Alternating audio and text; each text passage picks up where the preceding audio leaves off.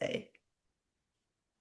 Okay, so welcome to the Coaching Corner podcast, and I'm so excited to be here today with Diane Jones, who is a specialist in ADHD coaching. So, Di, I'm just intrigued because I know you can get so many different types of coaching. Why have you chosen to specialize in ADHD coaching?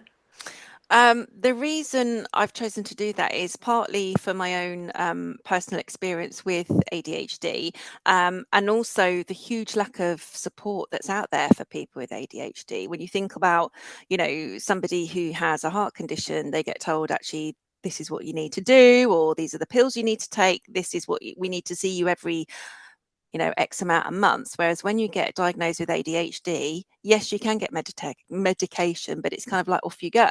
Mm. But it doesn't really kind of not fix, but it doesn't kind of really go through the difficulties, what you need support with. So I found that when I did my coaching certification, is that actually my case studies seemed to be, well, a couple of them had ADHD diagnosis, and then the other people were obviously had ADHD traits. So I was like, okay, so maybe this is the universe telling me something here.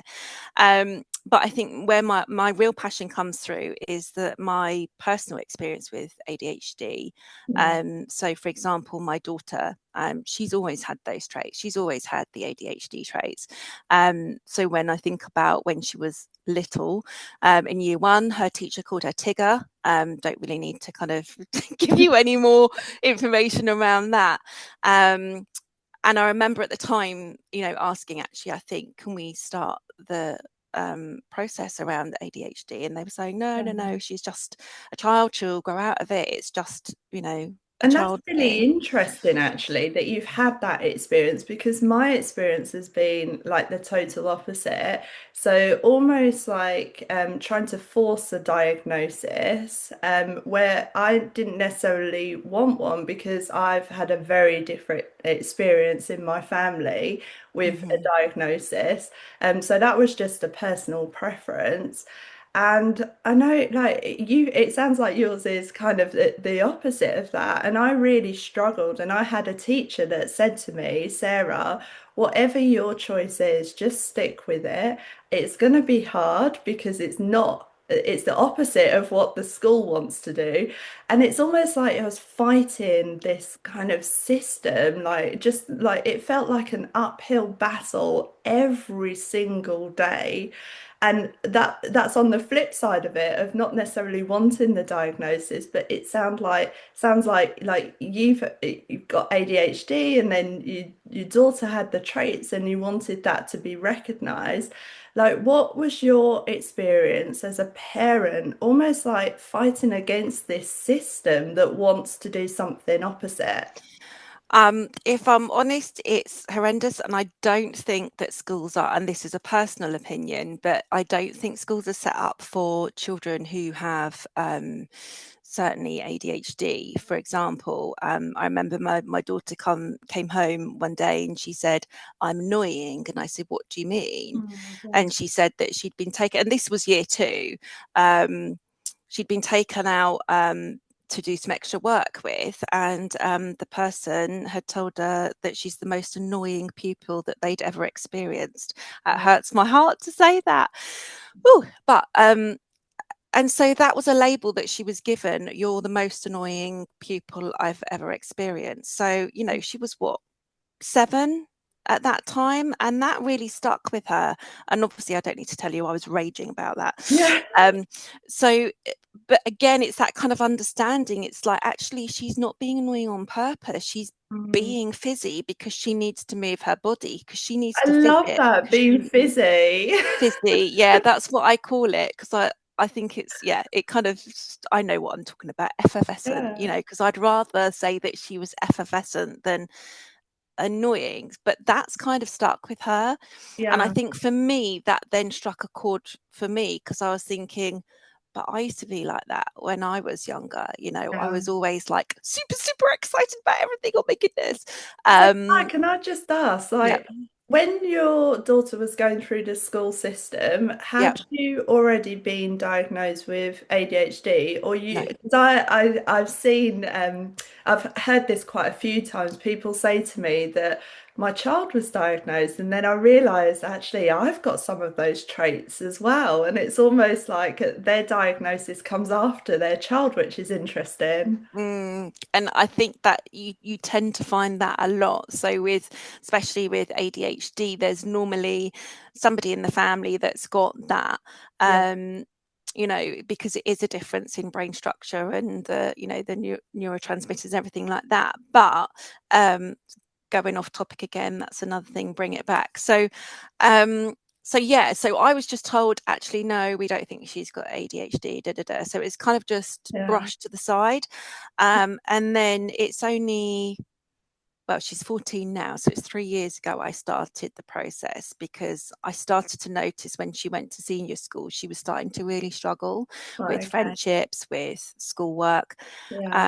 She was being misunderstood a lot by the teachers. Can you Um, just go into that a little bit more? Because if there's someone kind of listening to this and thinking, well, my child's struggling, but like what kind of struggles did you notice, like specifically with like work and things like that? with work, for sure, she wasn't able to kind of focus, and she needed to, I think, because if she wasn't being able to have kind of breaks, timeout breaks, exit passes, things like that. And she was denied that by the school. The school said, no, she doesn't need it. Mm, Um, Actually, now is a different story. I have had to fight to get her something called a pupil passport. yeah, So while she's not diagnosed at the moment, she's still waiting assessment. okay. We've been 3 years waiting. It's Yeah. crazy. I've gone down the right to choose path. That's And that this itself is is the thing, mine. and this is the thing as well. So a lot of people, I hear them saying now, I'm undiagnosed ADHD. And I Mm, think like, oh, it makes me go cold. The system in terms of like the waiting time to get diagnosed. Obviously, you can go like down the private route and see like a clinical psychologist or someone like that. But obviously you have to pay for that. So mm, some people are like literally waiting years. So they recognize that they've got these struggles, that they're finding these things really difficult, relationships, work, for their children or for themselves.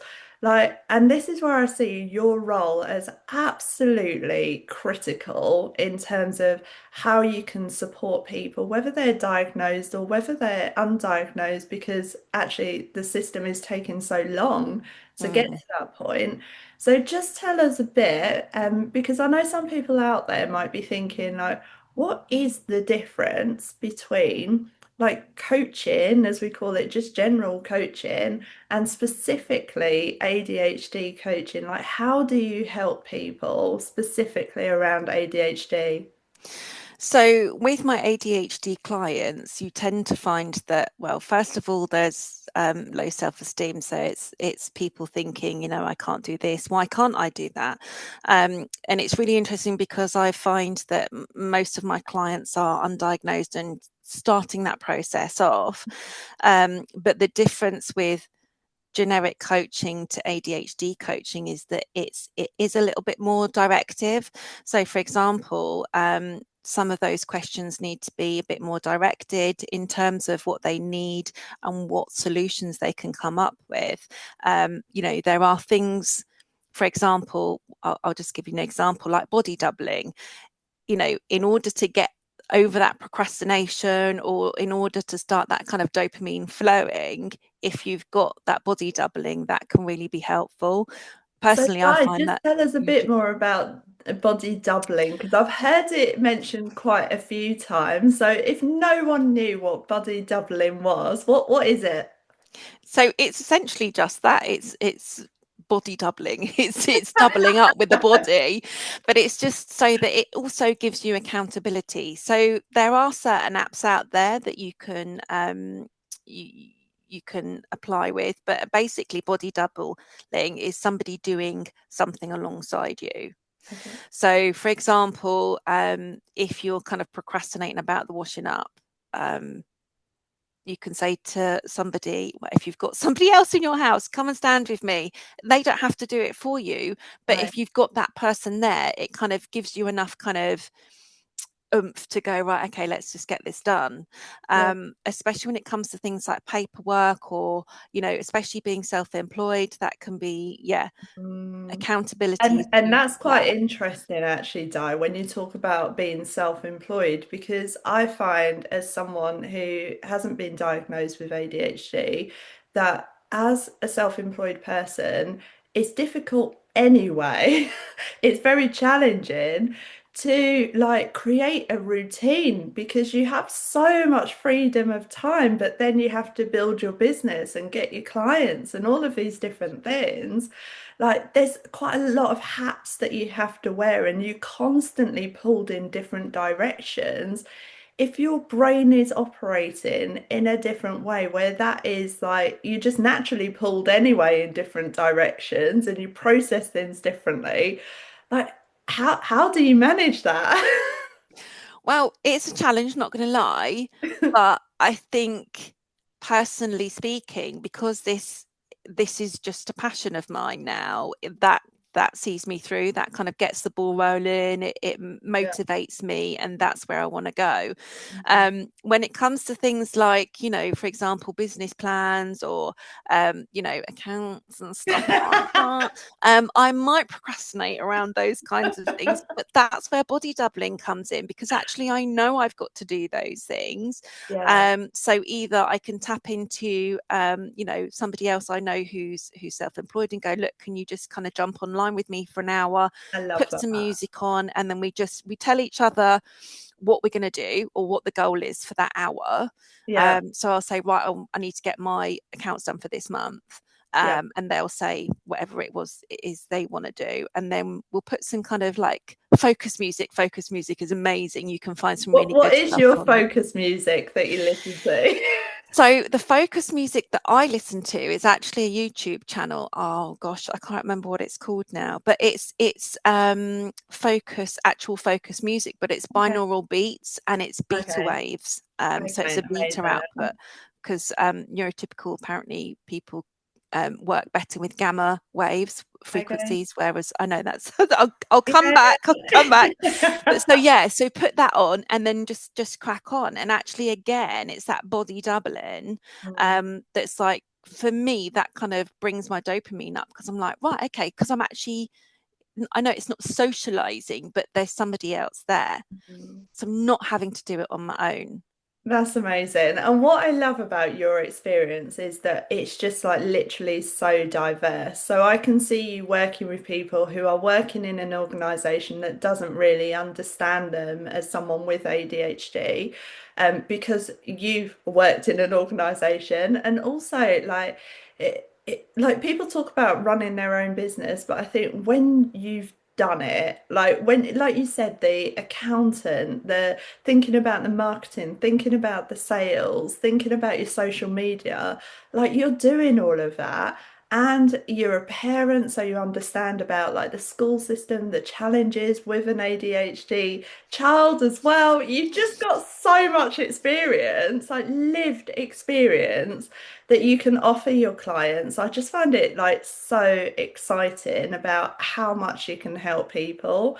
It makes me like literally want to cry. I'm so happy for you because I've seen your Love that. journey. I love it. Like I have seen your journey from like the minute we met in, was it like a coffee area? Yeah, it was a coffee area. I remember you asked me for something, and I looked at you and I was like, "Oh my goodness!" Because I was just in awe of, like, yeah. Anyway, Was it? it was I funny. think, Yeah, did you not have, there was something about, I'm sure I gave you some watermelon you or did give something. me So watermelon, Sarah. You did, because I didn't have anything for lunch, and you said, "I got watermelon." I was like, "I don't that really like watermelon watermelon, has but I'll led take it." to. And it was the sweetest, nicest watermelon.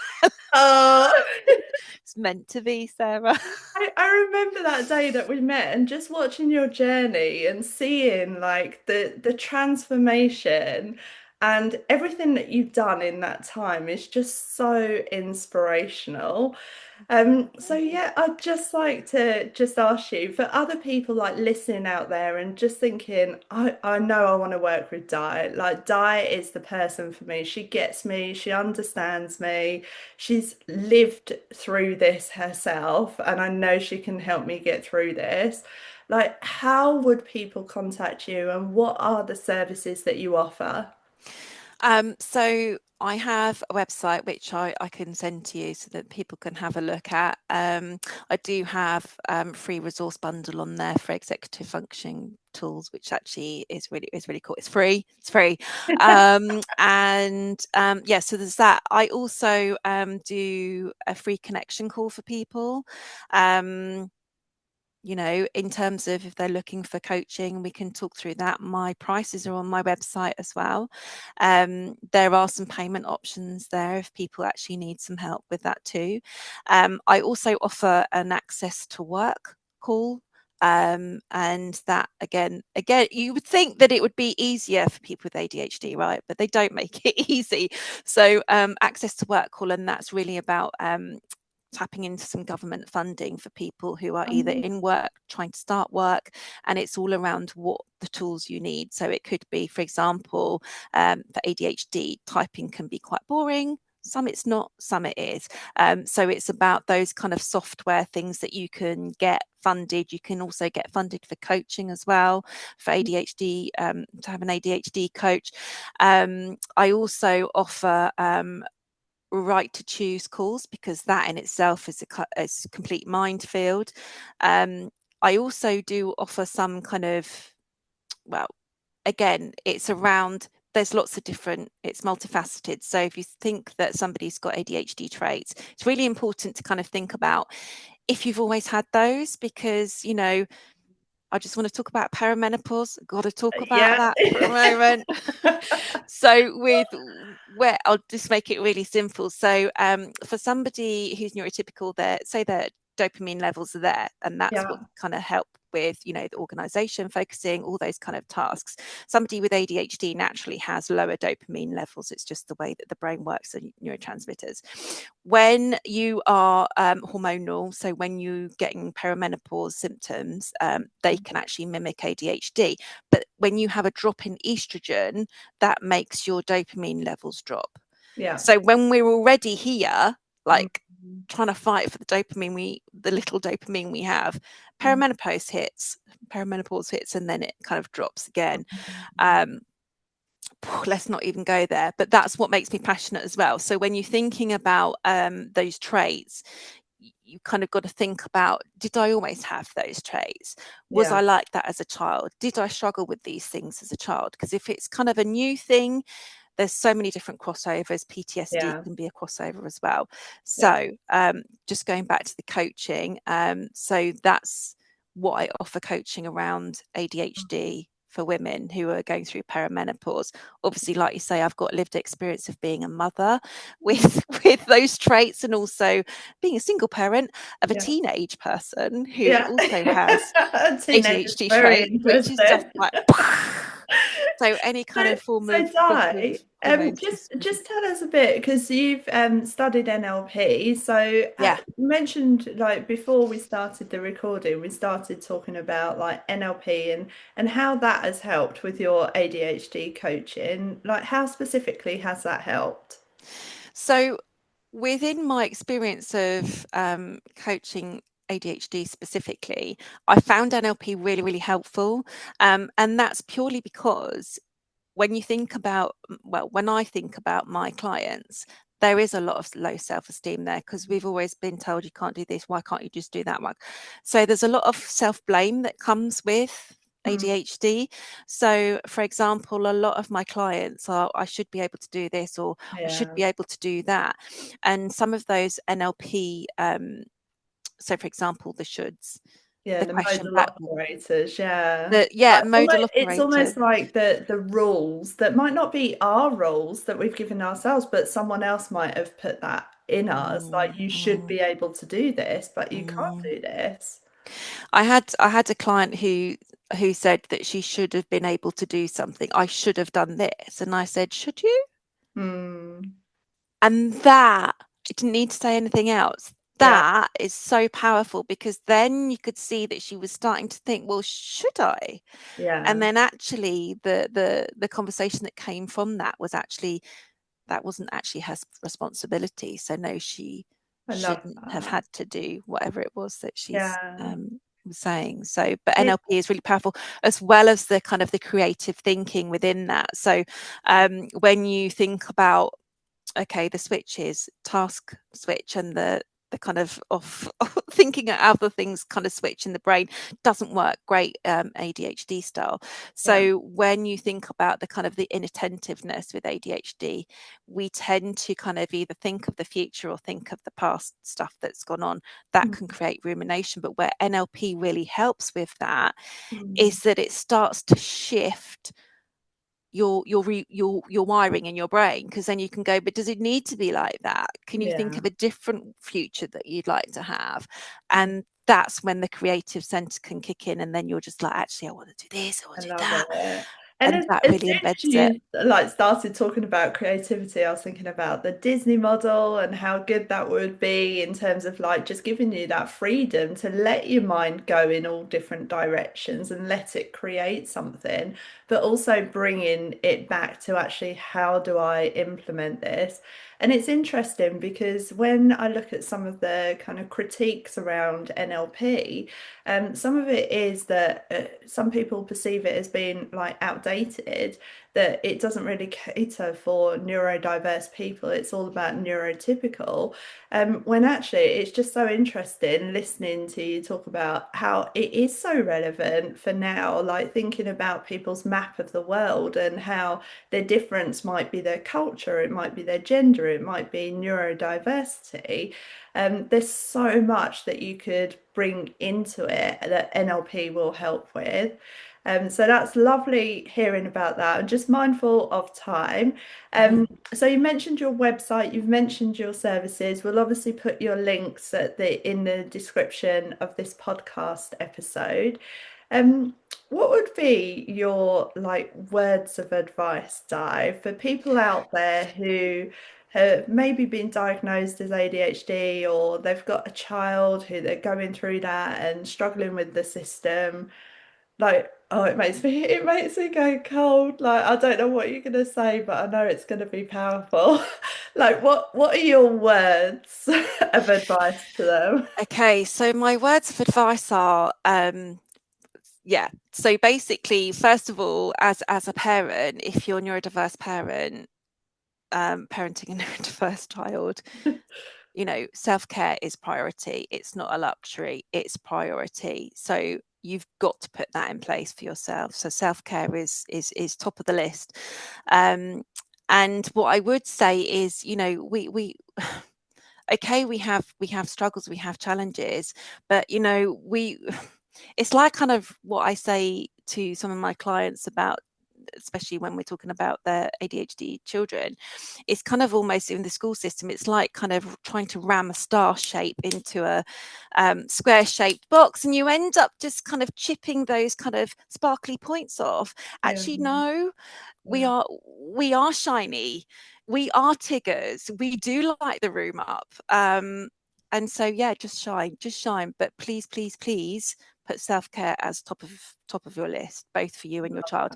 If you've got any thing you want to talk about in terms of putting something in place for your workplace, because I've got an employee passport, that's another thing that you can do, yeah. as well as a school passport, then please just get in touch and we can have a chat.